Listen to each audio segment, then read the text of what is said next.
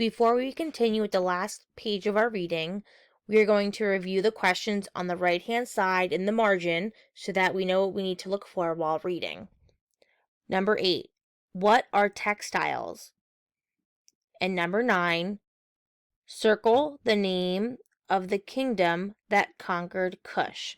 So we're going to drag the red circle over the kingdom that conquered Kush. You will then answer the check for understanding questions at the very bottom. Name 3 ways that Egypt influenced Nubia and type them in the blue text box. List 2 tools the Kushites made out of iron and type them in the blue text box below. Now we will continue with the reading. In about 540 BC, Kush's rulers moved to the city of Meroe. It became the capital city. Like Napata, the new capital was near the Nile River. In addition, the land near Meroe had iron ore and trees for fuel. As a result, Meroe became an iron-making center. Kush's kings rebuilt Meroe to look like an Egyptian city. It included small pyramids, a grand avenue, and a huge temple.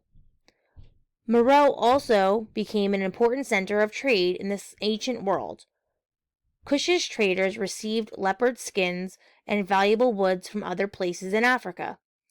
They traded these items, plus iron products and enslaved workers, for cotton, textiles, or woven cloth, and other goods.